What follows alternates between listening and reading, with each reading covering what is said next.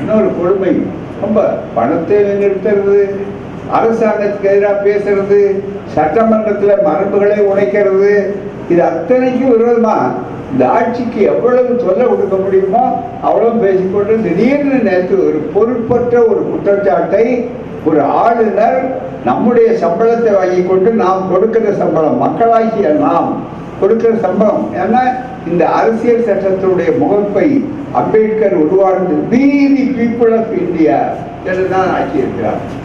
மக்களாகிய நமக்கு நாமே கொடுத்து கொண்ட அரசியல் சட்டம் யாரும் மேலிருந்து கொடுத்ததில்லை, மக்கள் தான் அதிகாரப்படுத்த வேண்டும் என்று சொல்லக்கூடிய இந்த அரசியல் சட்டத்தில் இருப்பதற்கு முற்றிலும் மாறாக பயங்கரவாதம் நடக்கிறது தமிழ்நாடு.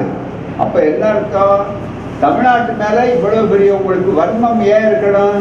தமிழ்நாட்டில் பயங்கரவாதமா? இங்க மிகப்பெரிய அளவிற்கு ஒரு 2 இடத்துல பெண்களுக்கு கொச்சையா நடந்திருக்கிறாங்கன்னா தீவிர வழக்கு போடுறா, எல்லாத்தையும் பண்ணா, நடவடிக்கை எடுக்கிறாங்க. டெல்லியில தலைநகரில் என்ன நடந்தது?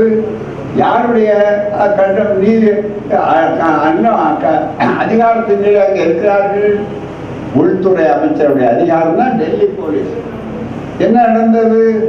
எவ்வளவு மோசமான நடந்து கொண்டிருக்கிறன. பாஜக உத்தரப்பிரதேசம் என்ன நடந்தது? அதனால இதை நாங்கள் நியாயப்படுத்தலை, இதுக்குரிய தண்டனை கொடுக்கணும், அத்தனையும் செய்ய வேண்டும். ஆணவ கொலைகளாக இருந்தாலும் சட்டம் கொண்டு வரணும். கேட்டமே, கம்யூனிஸ்டுகள் கேட்டார்கள், நாங்கள் கேட்டோம், திராவிட இயக்கம் கேட்டது. முதல்வருக்கு தலைவனை தான் ஆணவ கொலைகளுக்குரிய சட்டம் விரைவில் வரும் என்று இந்தியாவிலே முதல் முறையாக வழிகாட்டக்கூடிய ஒரு சட்டத்தை ஏற்பாடு செய்திருக்கிறார்.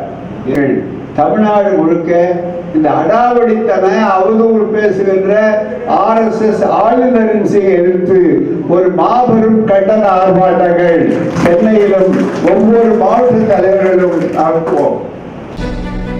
பிரைம் இந்தியா தொலைக்காட்சியின் கேள்வியும் பதிலும். இந்த நிகழ்ச்சியில் கலந்து கொள்ள உடனே தொடர்பு கொள்ளவும். 7551310885 9843876038.